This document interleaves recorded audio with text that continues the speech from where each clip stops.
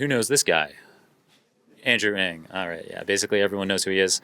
So Andrew Ng was recently on my podcast in episode number 841, and Andrew Ng believes that there's unprecedented opportunity in 2025, this year, to derive business value by focusing on building AI applications that use agentic workflows specifically.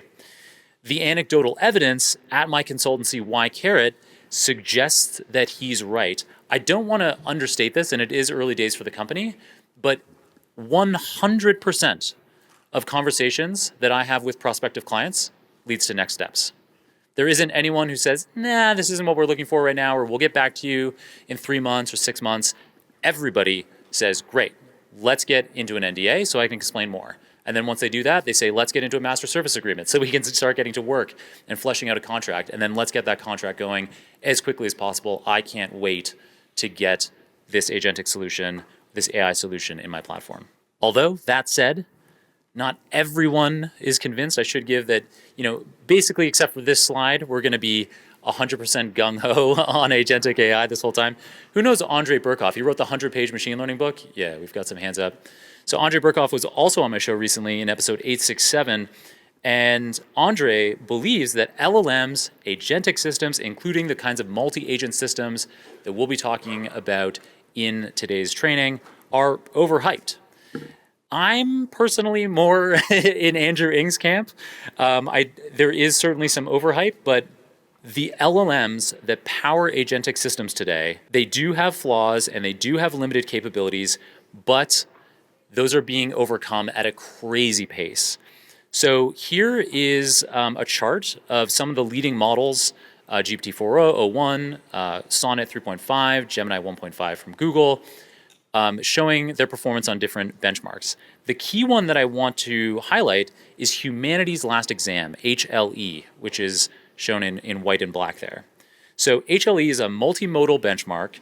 It has 2,500 very challenging questions across over 100 subject areas, curated by 1,000 subject matter experts across 500 institutions, 50 countries, and they maintain a private test set of held out questions to assess model overfitting and, of course, prevent training to test.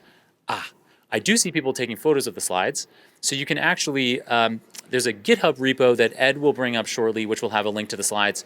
You can also go to my website, jonkrohn.com/talks. So jonkrohn.com/talks, and there you can also access the slides. If you're watching the recording in the future, you can make your way to today's date, which is May 14th, 2025, and there's a link to the slides from my website there. So the whole point of HLE, of Humanity's Last Exam, was to create a benchmark that is very hard for today's LLMs. And it's supposed to take many years to overcome. And so you see that all these leading models, the best performance you're getting from O1, which is this chain of thought model that can reason, that can reflect on its responses and come up with better ones, it performs at 10%. All the others are around 5%. And so the idea was that this should last a long time, that Humanity's Last Exam should be difficult to conquer. And yet, when you contain an LLM within an agentic workflow, that allows step-by-step chain of thought processing, checking accuracy of work, real-time internet searches like OpenAI Deep Research, which you guys will be recreating today using the OpenAI Agents SDK. Boom, all of a sudden you have over 25% accuracy. And there's lots of extra headroom in that because you can extend your inference time, you can compute for longer on your responses. And so mere months after Humanity's Last Exam's release, it suddenly looks conquerable. And that's thanks to agents. So you have this wind at your back of LLM capabilities, and then wrapped in agentic frameworks, they're particularly powerful. Here's another chart, an exponential chart. So if you check out the y-axis, you can see that it goes from 1 second, 4 seconds, 15, then a minute, and then you're into hour ranges quickly on the y-axis over here. And the point of this chart is that it's showing how cognitive tasks that would take a human, in the bottom left corner just a few seconds, or around here a few minutes, and now we're starting to get closer and closer to an hour. Cognitive tasks that would take a human, that kind of timeline, are being handled with a 50% success rate by today's models. So we're inching closer to an hour. And so people will use this chart to justify that artificial general intelligence, an algorithm that has all the capabilities of a human, is merely months or years away. Now, I wouldn't take it that far because there's a number of limitations here, because we're talking about a 50% success rate. That's not useful in a lot of enterprise applications. And this is actually specific to tasks that you can easily create multi-step training data for. So math problems, machine learning problems, coding problems, those kinds of things. Yes, more generally, there's still a long ways to go. I think we're at least years away from AGI, but nevertheless, the point of this chart should be exciting for you because you're interested in building agentic systems, and so you have this wind at your back of all of this power that's getting better all the time. So my general advice to you is that it's never been a better time to develop AI agents. There is unprecedented opportunity for creativity and impact because of this.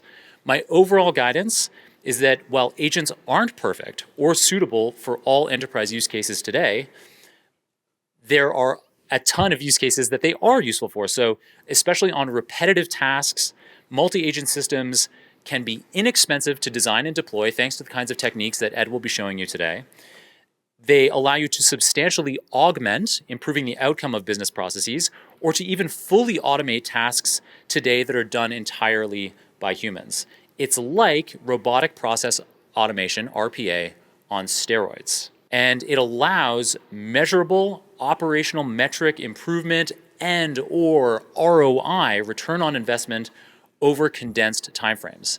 And so if you can find some low-hanging fruit, get that operational improvement, demonstrate that ROI, that creates a flywheel, an AI ROI flywheel, where management says, wow, look at this improvement. Look at this ROI from that small agentic project that we invested in. And so then they'll invest more, and you can tackle bigger and bigger projects, get the AI ROI flywheel spinning faster and faster. And just in terms of other broad reasons why it's an unprecedented time to be developing automated systems and projects, obviously advances in LLMs, like I just talked about in the preceding slides, as well as the kinds of frameworks that we have access to, things like PyTorch Lightning and Hugging Face and the agentic platforms, agentic frameworks that Ed will be showing today. Cloud compute and infrastructure like AWS, Google Cloud, Azure allows us to scale more rapidly than ever before. Serverless computing and containerization techniques like Docker and Kubernetes simplify deployment and management of these automated systems.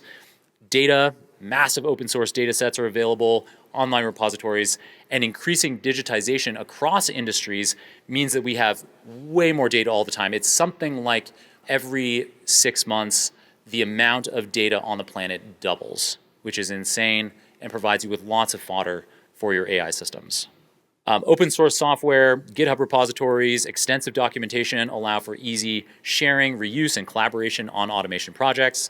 Low-cost hardware mean that you can have sensors, microcontrollers, Raspberry Pis, edge computing devices that the agents are taking action with or recording data from that make it, the landscape of potential is accelerated by this low-cost hardware. User-friendly development tools, so drag and drop programming interfaces for people who don't code are increasingly common, and even just the tools that we have, like Ed will be demoing today, they make it so easy to build agentic systems, and it will get easier and easier as we develop more and more abstractions. Connectivity, so high-speed internet, 5G networks, wireless networks, it won't be long before everyone on the planet has high-speed internet, allowing these kinds of agentic systems to make a big impact everywhere in the world. In some countries, in some regions, there's a supportive regulatory environment. In the US, where we are today, governments and regulatory bodies recognize and support technological innovation in particular. There's strong market demand, as I've already been describing. At Y-Carrot, we are experiencing this. The market wants these kinds of solutions. And due to things like labor shortages in a lot of countries, desire for productivity improvements, safety requirements, cost reduction pressures, this is a huge factor that's supporting you. And finally, availability of educational resources like this training, like the Open Data Science Conference, through online courses, tutorials like Ed's Udemy course. You get it. free or very inexpensive training on the most cutting edge approaches. So these are my 10 reasons why it's never been a better time to develop AI agents.